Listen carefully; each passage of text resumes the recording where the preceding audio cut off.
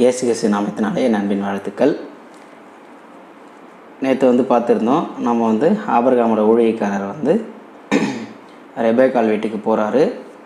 ரெபேக்காள் வீட்டில் என்ன உபசரிப்பு பண்ணாங்க அப்படின்றத நம்ம பார்த்துருந்தோம். அதாவது கை கால்லாம் கழுவுறதுக்கு லாபான் தண்ணீர்லாம் கொடுத்து சாப்பாடு ரெடி பண்ணி கொடுத்துருப்பாங்க. நான் சொல்ல வந்த விஷயத்த சொல்லாமல் சாப்பிட மாட்டேன்னு சொல்லிவிட்டு அவர் சொல்லியிருப்பார்.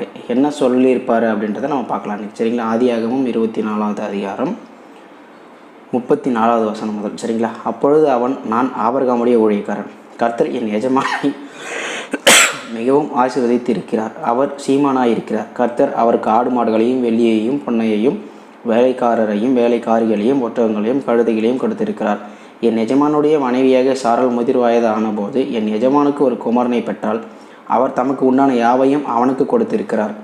என் எஜமான் என்னை நோக்கி, நான் குடியிருக்கிற கானான் தேசத்தாருடைய குமாரத்திகளில் நீ என் குமாரனுக்கு பெண் கொள்ளாமல் நீ என் தகப்பன் வீட்டுக்கும் என் இனத்தாரிடத்துக்கும் போய் என் குமாரனுக்கு பெண் கொள்ள வேண்டும் என்று ஆணையிட்டு கொடுக்கும்படி சொன்னார். அப்பொழுது நான் என் எஜமானை நோக்கி, ஒருவேளை அந்த பெண் என் பின்னே வராத போனாலோ என்று கேட்டதற்கு அவர், நான் வழிபடும் கர்த்தர் உன்னோடே தன்னுடைய தூதனை அனுப்பி உன் பிரயாணத்தை வாய்க்க பண்ணுவார். என் இனத்தாரிடத்திலும் என் தகப்பன் வீட்டிலும் நீ என் குமாரனுக்கு பெண் கொள்வாய்.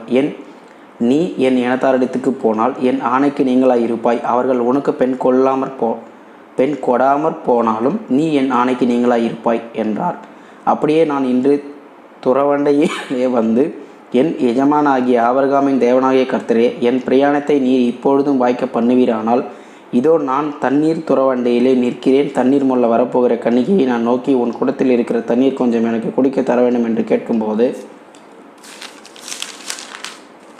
நீ குடி என்றும் உன் ஒட்டங்களுக்கும் மொண்டு வார்ப்பேன் என்றும் சொல்லும் பெண்ணே, கர்த்தர் என் எஜமானுடைய குமாரனுக்கு நியமித்து ஸ்ரீயாக வேண்டும் என்றேன்.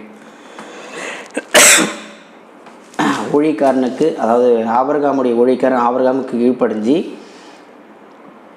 ஆபிரகாமோட தேசத்துக்கு, தகப்பன் தேசத்துக்கு இந்த மாதிரி துறவாண்டையில் எனக்கு தண்ணி கொடுக்குற பெண்ணும் என்னுடைய ஒட்டங்களுக்கெல்லாம் தண்ணீர் கொடுக்குற பெண் தான் கர்த்தர் நியமித்த பெண் அப்படின்னு அறிந்து கொள்ளுவேன்னு சொல்லிட்டு கர்த்தர்கிட்ட வேண்டுதல் செஞ்சேன் அப்படின்றத ஆபிரகாம் அனுப்பி என்னெல்லாம் செய்ய சொன்னாரோ அதெல்லாம் செஞ்சேன் அப்படின்னு சொல்லிட்டு சொல்கிறாரு சரிங்களா. இதற்கு பிறகு என்ன நடந்தது அப்படின்றத நம்ம நாளைக்கு வீடியோ பார்க்கலாம். கர்த்தர் உங்களை ஆசீர்வதிப்பாராக. ஆமென்.